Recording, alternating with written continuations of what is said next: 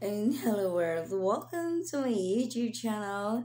And again, nandito naman tayo sa ating A Day of My Life. Ayan, for today's video, yes, for today's video, pero bago ko sasabihin kung anong gagawin natin sa araw na ito o sa gabi na ito, kasi gabi ngayon. Ayan, please subscribe to my YouTube channel and follow me in my Facebook page, Alexa World, and my YouTube channel is Miss Alexa World. Ayan, thank you so much guys. Ayan, so ngayon, I'm so happy dahil finally, makalipat bahay na talaga kami. Ayan, na maghahakot kami ngayon ng aming mga gamit. And thank you so much kasi nilaanan kami ng time para tulungan at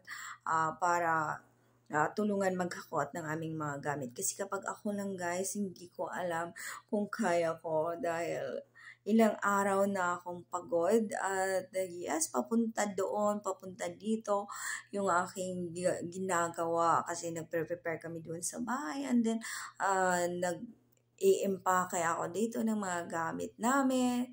So, sobrang haggard ko na talaga pero okay yan, laban pa rin. And yes, thank you so much sa malaking blessings kasi yes, tinuturing ko talaga ngayon na malaking blessings kasi hindi lang yun para sa akin bahay, kundi yun is tahanan para sa amin na kung saan magiging komportable kami at magiging safe at syempre magiging masaya kami.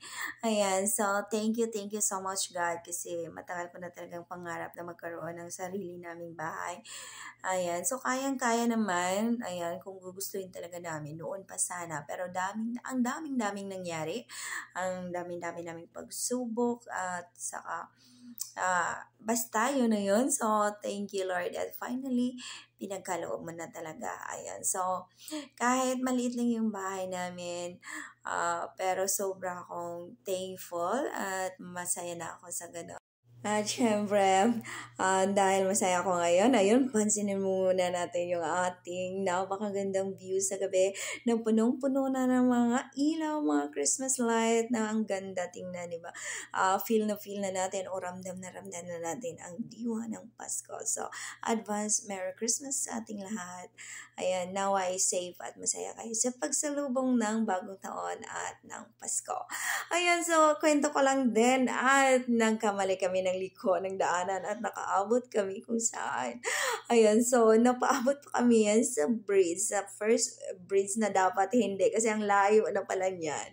Kasi yung driver namin or yung nagda-drive ng sasakyan is hindi yan din masyadong kabisado at ako din, hindi ko din kabisado yung daan kung saan kami liliko kasi kapag public vehicles, syempre sila sumasakay lang man din ako.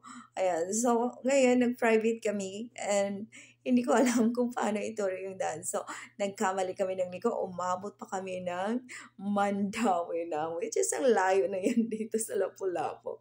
Kasi hindi pwede mag-U-turn. Pero ganun pa din, tuloy pa rin kami. At nakapag-U-turn kami doon na talaga sa Mandawi. At ang ganda ng view paggabi pala dyan sa freeze. So, at least nakapagkuha ko ng video kahit naliligaw kami, o diba? So, mayroon pa rin magandang nangyari.